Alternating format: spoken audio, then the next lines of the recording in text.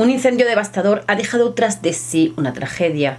Entre las ruinas, el cuerpo sin vida de Melissa, una niña de tan solo 12 años. ¿Ha sido un terrible accidente o alguien ha entrado con intenciones siniestras? Quien es aficionado al true crime ve muchos tipos de crímenes, pero hay algunos que tocan especialmente el corazón, sobre todo cuando las víctimas son jóvenes e indefensas. Bienvenidos a Misterios Vanessa. Descubramos la verdad detrás del crimen. Lo que vas a descubrir hoy te dejará sin palabras.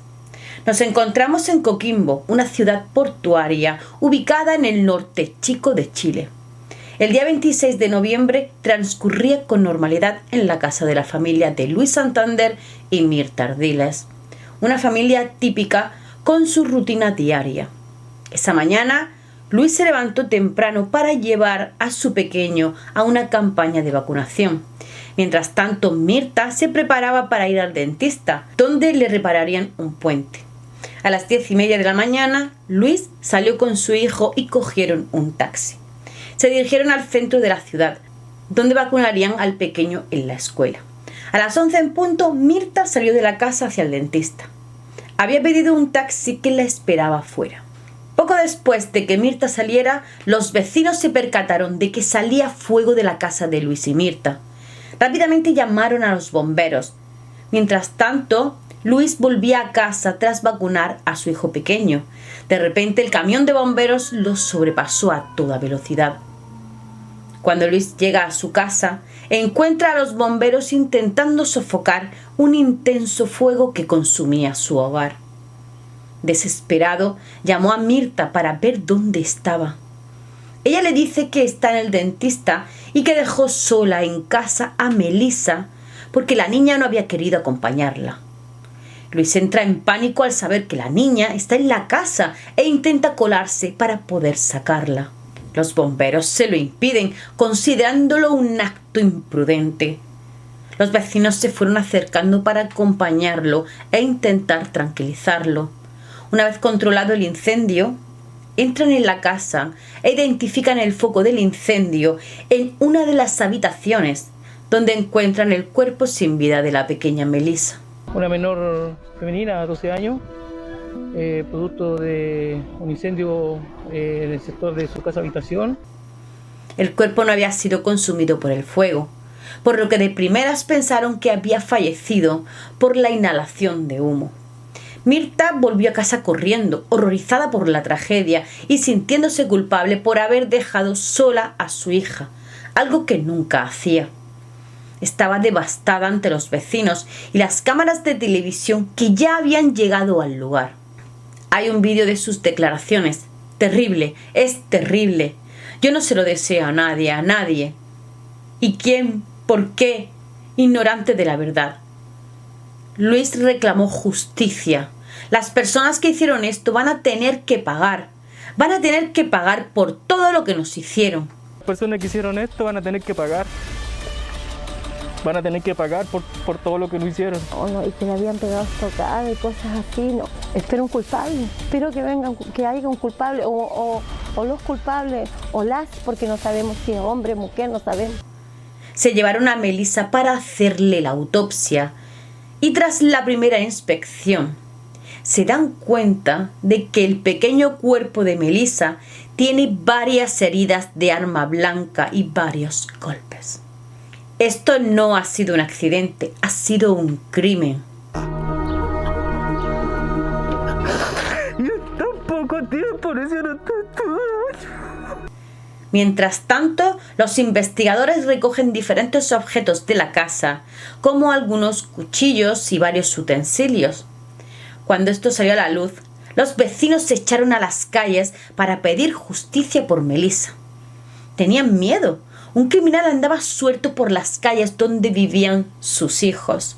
Mirta insistía en que quien tuviese información relevante que pudiese ayudar en la búsqueda del culpable lo dijese.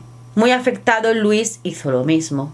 Porque si éramos felices.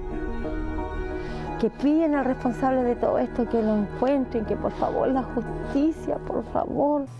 Melissa Denise Chávez Ardiles nació en 2008 en la ciudad de Coquimbo, una ciudad portuaria ubicada en el norte chico de Chile.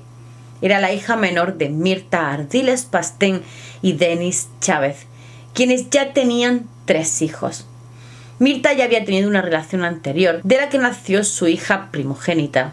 Mirta y Denise llevaban juntos 8 años, pero al poco de nacer Melissa su relación comenzó a dañarse, por lo que decidieron separarse. La familia del padre seguía teniendo contacto con la niña. Su tía Gina Chávez siempre estaba atenta, pues le tenía un cariño especial. Mirta se encontró sola para sacar a su hija adelante y comenzó a trabajar en un bar llamado La Chilenita, ubicado en el barrio del Almagro. Para poder sacar algo más de dinero para mantener a su hija, comenzó a hacer horas en la noche. Fue allí donde conoció a un cliente habitual, Luis Santander Espinosa, quien trabajaba en una mina en Antofagasta y vivía con su pareja en el suburbio de la Antena de la ciudad de La Serena. A pesar de las circunstancias, desde ese primer contacto comenzaron un romance, a pesar de que Mirta era 8 años mayor que él y él tenía pareja. Pero nada de esto los detuvo, y Luis dejó a su pareja y se mudó con Mirta y Melissa en el año 2010. En ese momento Melissa apenas tenía 2 años. Melissa era una niña muy reservada, y esto seguía siendo evidente a medida que iba creciendo. Cuando comenzó en el colegio San Luis de Coquimbo, su timidez hacía que le costase socializar, pero era muy amable con quien decidía acercarse a ella. Esa timidez también se manifestaba hacia Luis, a quien veía como una persona extraña. En 2013, su madre tuvo un hijo con Luis y al llegar este a casa, Melissa comenzó de alguna manera también a aceptar a Luis. Él asumió su crianza, dándole cariño y cuidados como si fuera su propia hija, y Melissa comenzó a llamarlo papá. Mientras tanto, continuaba la investigación y los vecinos comenzaban a señalar a la madre, que había sido la última en salir de la casa. Sin embargo, había otros que afirmaban haber visto salir a un hombre mayor poco antes de que saliera el humo de la ventana. Esta última hipótesis le dio un respiro a Mirta, quien se aferró a esto diciendo: «Ya se lo dije, se lo he dicho a todos. Ya se me pasó por la cabeza que esa persona ya estaba allí antes de salir yo». Que mi hija había habido otra persona o habían habido un tercero que la había matado, la había asesinado. Y ahí yo dije, no. Fue como un segundo duelo. No podía. Era una cosa que yo digo, pero ¿cómo? No, y que le habían pegado estocada y cosas así. No, yo en el momento yo decía, no. Salí incluso, ese día estuvimos hasta casi porque es terrible saber que mataron a tu hija, es terrible. Yo no se lo doy a nadie. ¿Y quién? ¿Por qué? Pero al revisar las cámaras instaladas en las inmediaciones, no hay ninguna presencia de este hombre, por lo que deciden no seguir investigando en este sentido, aunque no descartan del todo esta opción. Siguen buscando pistas porque sospechan que los padres tienen algo que ver, por lo que llaman a Luis y a Mirta en calidad de imputados. Y ahora lo único que nos queda es ser fuerte nomás, para saber la verdad, que nos digan. Pero como les digo, las personas que hicieron esto van a tener que pagar. Van a tener que pagar por todo lo que nos hicieron. Por todo lo que El dolor, por todo lo que hemos pasado. La gente dice comentarios, cosas que ellos no saben. No sean así, no sean malos, no sean crueles. Ellos repitieron lo que ya habían contado. Les requisaron los teléfonos mientras salían los resultados definitivos de la autopsia. Comienza una ardua investigación de la vida de los padres y resulta que hay algunos datos muy significativos que hay que tener en cuenta. Antes de continuar, si te está gustando el vídeo, me encantaría que te suscribieras. Así me ayudas a seguir investigando y traerte más casos interesantes Y cuéntame, ¿qué crímenes reales te gustaría ver en los próximos vídeos? Déjamelo en comentarios. Resulta que en 2014 el señor Luis tuvo un comportamiento inadecuado con Melissa. Una tarde se quedó cuidando de Melissa mientras Mirta iba a trabajar. Y durante ese tiempo ocurrieron algunas cosas bastante preocupantes. Este aprovechó para darle algo más de cariño a Melissa. Ese cariño lo transformó en un tocamiento para nada apropiado hacia una niña. Melissa primero se lo contó a sus hermanas mayores. En los próximos días, una psicóloga del colegio atendió a Melissa, a quien ésta confesó lo que le había pasado. Ante tal revelación, la psicóloga necesitaba proteger a la niña, por lo que se lo comunicó a la directora del centro, y ella se puso en contacto con Mirta. Debido a la gravedad de la situación, la psicóloga y la directora fueron a las autoridades a denunciar los hechos. De inmediato la fiscalía abrió una causa y le retiraron la custodia de Melissa a su madre. La custodia sería cedida al padre biológico de Melissa, pero en ese momento este estaba sumido en una profunda depresión y luchaba contra el alcoholismo, lo que le imposibilitaba cuidar de la pequeña. Por lo tanto, la tía de Melissa, Gina, se quedó con la custodia temporalmente. Mientras tanto, en octubre, el juzgado remitió a Mirta a un programa del Tribunal de Familia para realizarle estudios psicológicos y psiquiátricos. Además, para intentar recuperar a su hija, debía dejar la relación con Luis. Ella dijo que sí, que ya no estaba más con él, pero era mentira. Todavía se veían a escondidas. En este punto, es natural preguntarse, ¿por qué? Si esa persona, por llamarlo de alguna manera, le ha hecho eso a tu hija, ¿por qué tienes un mínimo contacto con él? A mí me daría hasta asco tenerlo cerca. El caso es que después de 17 meses, en marzo de 2016, después de las evaluaciones, se concluyó que Mirta no tenía ningún problema para criar a su hija y le devolvieron la custodia de Melissa. Pero, ¿qué hizo Mirta para proteger a su hija, que era su deber como madre? Pues se fue a vivir con su hija y con Luis, víctima y agresor de nuevo bajo el mismo techo. Incluso Mirta acudió a las autoridades para retractarse de las denuncias presentadas contra Luis, por lo que la investigación se cerró. Ya no hubo más denuncias ni nada se supo más sobre el tema. ¿Pasó algo? ¿Y lo ocultaron? ¿O no pasó nada más? Así llegamos a septiembre de 2020. Mirta y Luis se mudaron con Melissa y su hermano pequeño a una casa de 2 pisos en la Villa Talina, en la ciudad de Coquimbo. Querían rehacer sus vidas en un entorno más tranquilo. Melissa ya tenía 12 años y era una jovencita más independiente. Pasaba largas horas en su habitación escuchando música. Volviendo al crimen, salen los resultados del ataque sufrido por Melissa. Según los resultados de la autopsia, determinan que las heridas no habrían sido mortales si hubiese recibido ayuda. Dieron detalles escalofriantes. Tenía traumatismo cráneoencefálico y presentaba 11 heridas de arma blanca. Y lo peor de todo es que estuvo agonizando durante 1 hora. También hallaron lesiones de abusos sexuales recientes, pero no pudieron obtener ningún tipo de ADN ni ninguna sustancia. Las miradas se dirigieron hacia Luis de inmediato, teniendo en cuenta los antecedentes de 2014. Tras examinar los objetos incautados, encontraron restos de ADN de Melissa y de su madre en un arma blanca.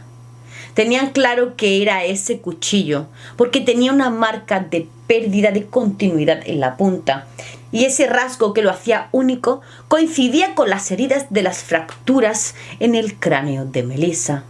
Además, en los sitios donde se hallaba ese ADN, en la hoja tenía el de Melissa y en la empuñadura había una gran huella genética de Mirta. También se pudo averiguar que después de ser usado, lo lavó para eliminar cualquier rastro de sangre. Con todas estas pruebas, tenían evidencias claras más allá de toda duda razonable. Y el 2 de febrero de 2021, Mirta fue detenida como presunta autora del crimen. La atmósfera en la casa se tornaba cada vez más tensa. Aunque Melissa se sentía cómoda en su nuevo vecindario, su padrastro empezó a tener una conducta inapropiada hacia ella. En esta ocasión, Mirta optó por ignorar la situación, sin denunciar ni intervenir para proteger a su hija. Sus sentimientos se mezclaban en una compleja telaraña emocional. No era el deseo de proteger a su hija lo que tenía, sino celos hacia ella, celos hacia la atención que su pareja brindaba a otra mujer, a su hija de 12 años. Pero, ¿qué ocurrió exactamente aquella fatídica mañana? Ya vimos que se prepararon para salir. Luis se fue con su hijo para una campaña de vacunación, pero ¿qué hizo antes de irse? Visitó a Melissa en su habitación, y ese día no se conformó con tocamientos, sino que consumó el acto en su totalidad, lo que dejó a Melissa tumbada en la cama en estado de shock, incapaz de moverse, sumida en la tristeza y la vergüenza. El relato se torna aún más oscuro. Mirta, consumida por la ira y los demonios internos, tomó un camino sin retorno. En un momento de oscuridad absoluta, aprovechó el momento en que Melissa dormía, después de tanto llorar por lo sucedido. El desconsuelo la había vencido y se había sumido en un sueño profundo. Fue entonces cuando Mirta, en un acto de crueldad inimaginable, provocó múltiples lesiones en su propia hija con un arma blanca, dejándola agonizando en su propia habitación.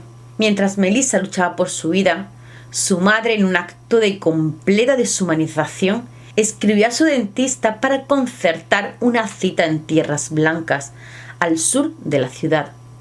Después regresó al dormitorio de Melissa y prendió fuego al colchón donde su hija agonizaba. La situación se volvió cada vez más desesperada. Consciente de que la verdad saldría a la luz, Luis optó por la fuga. A pesar de los esfuerzos de las autoridades por localizarlo, ni familiares ni amigos tenían información sobre su paradero. Mirta, por otro lado, fue confrontada con las acusaciones de homicidio e incendio en un lugar habitado. Presentó un vídeo que evidenciaba la cronología de los trágicos eventos. A pesar de esto, el fiscal Adrián Vega señaló la falta de testigos presenciales, los intentos de la madre por borrar toda evidencia y el corto lapso entre su huida y el avistamiento del humo. La justicia estaba decidida a esclarecer los oscuros sucesos que envolvían a la familia. El crimen se caracterizó por su naturaleza pasional y brutal. A pesar de los esfuerzos de la defensa, liderada por el abogado Nicolás Pavés, para proclamar la inocencia de su representada, el fiscal descartó firmemente esa posibilidad. Para él no había otra explicación plausible que no fuera la implicación directa de Mirta en los terribles actos. Se planteaba un escenario prácticamente imposible. ¿Cómo alguien podría haber entrado en la casa después de que la imputada saliera, ubicar a la pequeña en el segundo piso y cometer el crimen sin dejar ningún rastro? Ante la gravedad de los cargos, se dictó prisión preventiva para Mirta por un periodo de 180 días, siendo recluida en el penal correspondiente. A pesar de los esfuerzos de apelación por parte de su defensor, el 10 de febrero la Corte de Apelaciones confirmó la medida cautelar de prisión preventiva sobre Mirta, dejando claro que las autoridades estaban decididas a asegurar que se hiciera justicia por el terrible crimen. La tía de Melissa, Gina, profundamente afectada, hizo una denuncia pública contra el sistema por no haber realizado el seguimiento adecuado a la familia, ni haber verificado la idoneidad de Mirta para recuperar la custodia de la niña. Estaba contrariada por la falta de acción de las autoridades para asegurarse de la separación entre Mirta y Luis, después de una exhaustiva investigación y diversos procedimientos, finalmente dieron con el paradero de Luis el miércoles 7 de noviembre de 2021, cuando fue descubierto en la zona alta de Coquimbo, específicamente en el sector de Piedra Azul. Fue entregado a la justicia para enfrentar acusaciones por abusos reiterados a una menor. Al día siguiente, el imputado quedó a disposición del juzgado de garantías y se le asignó un abogado, Alejandro García, para su defensa. Durante la audiencia, la fiscal presentó detalles más amplios de los delitos cometidos contra Melissa a lo largo del tiempo. Después de escuchar los argumentos de la acusación, la jueza Nuri Benavides Retamal decretó prisión preventiva para Luis y ordenó su ingreso al complejo penitenciario de La Serena, argumentando que dejarlo en libertad representaba un peligro para la sociedad. El 29 de noviembre la Fiscalía formalizó los cargos contra Mirta y añadió uno nuevo por ser cómplice de los delitos sexuales cometidos por su pareja en perjuicio de su hija. Es que tiene tela. El 23 de septiembre de 2022 se llevó a cabo la audiencia por el cierre de la investigación del caso Melissa en el Tribunal de Garantías de Coquimbo. Se investigaron hechos ocurridos entre 2014 y 2020 que afectaron a la menor, Melissa Chávez, perpetrados por su padrastro y su madre. A Luis Santander se le imputan los delitos de abuso sexual y violación en contra de su hijastra y menor de edad, Melissa Chávez, mientras que a Mirta Ardiles, madre de la víctima, se le imputa como cómplice de los delitos reiterados de violación y abuso sexual inapropiado de su hija y como autora material de los delitos de parricidio e incendio. Casi nada. Me parece increíble. En una audiencia de preparación del juicio oral, las partes presentarán sus pruebas y podrán plantear la exclusión de ellas si alguno de los intervinientes lo considera necesario. Durante esta etapa se presentaron los testimonios de las compañeras de celda de la penitenciaría donde Mirta cumplía la prisión preventiva. Estas señalaron que Mirta dedicaba todo su tiempo al cuidado de su apariencia y que nunca mostró arrepentimiento o tristeza por la forma en la que había actuado contra su propia hija. El comisario Gonzalo Ulloa, del Departamento Criminológico de Investigación Forense de la Policía de Investigaciones, analiza las principales conductas de la imputada. Según él, trastorno a nivel psiquiátrico o un trastorno de personalidad crónico son las principales opiniones personales del experto. Ulloa también analiza los principales rasgos psicopáticos de Mirta y asegura que hay una falta de empatía y que probablemente deshumaniza a su propia hija.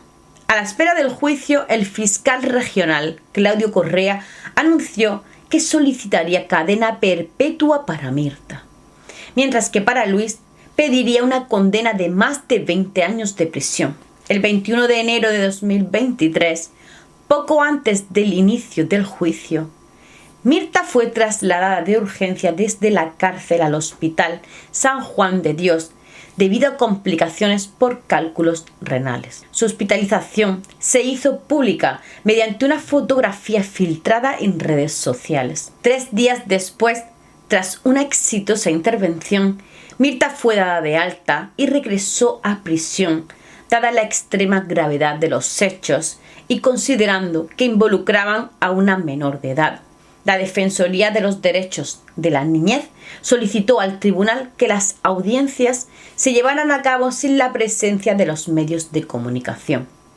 Esta solicitud se basó en la difusión de antecedentes sensibles e identificativos del adolescente en la prensa regional, lo que vulneraba nuevamente a la víctima. Durante la última audiencia de preparación al juicio, el abogado Alejandro se centró en la ausencia de material genético para desestimar las acusaciones en contra de Luis. Al final, considerando insuficientes los antecedentes presentados por el Ministerio Público el Juzgado de Garantía de Coquimbo desestimó la acusación.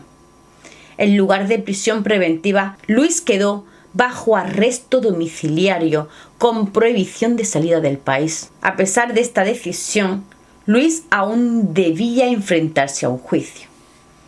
Mirta no corrió con la misma suerte, pues a pesar de los esfuerzos de su abogado, la máxima autoridad judicial determinó que ella sí debía permanecer en prisión preventiva. Finalmente, el juicio por el caso de Melissa tuvo lugar en el Juzgado de Garantías de Coquimbo el 23 de abril de 2023. Tras dar una detallada cronología de los eventos que condujeron al trágico desenlace, la fiscal afirmó que toda la evidencia apuntaba de manera inequívoca hacia Mirta, una mujer cuyos celos la condujeron a ver una rival en su propia hija. Para sustentar su planteamiento en la sala, se exhibieron los vídeos de las cámaras de seguridad. Por otra parte, la defensa criticó lo que consideraba falta de rigurosidad en la investigación y alegó que no se prestó la atención debida a otras pistas que conducirían al verdadero culpable y no a Mirta.